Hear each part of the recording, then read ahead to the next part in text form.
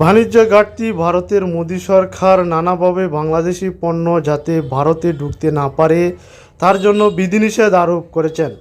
কিন্তু তারপরও কলকাতা থেকে মুর্শিদাবাদ এখনও দোকানে দোকানে বাংলাদেশি মালের সয়লাব। বিভিন্ন নিত্য প্রয়োজনীয় জিনিসের ক্ষেত্রে পশ্চিমবঙ্গের মানুষের ভরসা বাংলাদেশি পণ্য। বিস্কুট, চানাচুর, সাবান, তেল থেকে শুরু করে পোশাক আশাকের মধ্যে লুঙ্গি, পাঞ্জাবির চাহিদাও ব্যাপক। বিশেষ করে ঈদুল আজহার আগে এসব নিত্য প্রয়োজনীয় সামগ্রী ভেজায় চলছে Kolkata, New Market, Park Circus, Sonapur, Phoolbagan এলাকায়। এছাড়াও মুর্শিদাবাদ ও মালদা সীমান্ত এলাকায় একটি বড় অংশ জুড়ে বাংলাদেশি জিনিসের চাহিদা ব্যাপক। দুই দেশের প্রকৃতিকূল পরিস্থিতিতেও গোপন পথে ঠিকই চলে আসছে পণ্য সামগ্রী। এ ব্যাপারে পশ্চিমবঙ্গের ক্রেতা সুরক্ষা বিভাগের আধিকারিক অবিনাশ চট্টোপাধ্যায় জানান, বাংলাদেশে বেশ কিছু পণ্য আছে যেগুলো বৈধ পথে এই দেশে আসে বলে আমরা জানি, সেগুলোর মানও যথেষ্ট ভালো। সেই জন্যই তা এখনকার বাঙালিরা মন জয় করতে পেরেছে।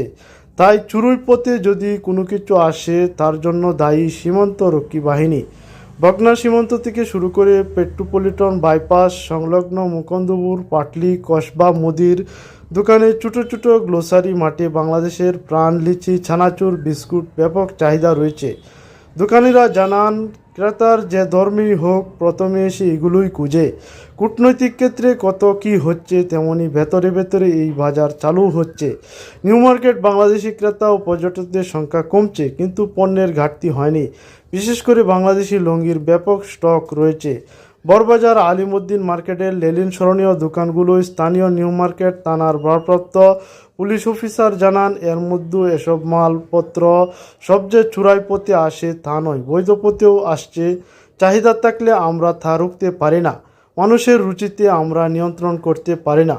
মুর্শিদাবাদের লালগোলা ও জঙ্গলি সীমান্তে বাংলাদেশের জিনিসের রমজমান বাজার। কেয়া সাবান ও মেরিল পেট্রোলিয়াম জেলি থেকে শুরু করে লুঙ্গির পসরা দেখা যায় যে কোনো বড় বড় দোকানে। জঙ্গলিয়া স্থানীয় বাসিন্দা মোহাম্মদ শেখ জানান, লুঙ্গিগুলো খুব নরম, পরতেও আরাম পাওয়া যায়। বিজিবি ঝামেলা করছে অনক্তর, আমরা ওসবের মধ্যে নেই।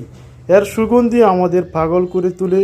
যত যাই হোক না কেন আমরা ওই সাবান ব্যবহার করব, এমনটাই বলেন তিনি। এভাবেই দুই বাংলার পণ্যের মধ্য দিয়ে পরস্পরে জড়িয়ে রেখেছে সোশ্যাল মিডিয়ার ট্রল ও বিদ্বেষ। সবই সমান করে যাচ্ছে একটি শ্রেণী, কিন্তু অর্থনৈতিক ক্ষেত্রে এসে ঠিকই বাংলাদেশি জিনিসের দিকে হাত বাড়াতে হচ্ছে, কারণ এসব পণ্য অনেক কম দামে পাওয়া যায় আর তার গুণগত দিক দিয়েও বেশ ভালো। এমনটাই জানান মানবাধিকার ও সামাজিক আন্দোলনের প্রথম সারির নেতা বিষণ্ণ ভট্টাচার্য। তার মতে এর মধ্য দিয়ে একটি সাইকোলজিকে লুকিয়ে আছে। বাংলাদেশের প্রোডাক্টগুলো বাংলায় লেখা থাকে, এর ফলে দিল্লিতে, নয়ডা ও গুজরাটের পণ্যের চেয়েও বাংলাদেশের পণ্যকে বেশি আপন করে মনে হয় পশ্চিমবঙ্গের বড় অংশের বাঙালিরা।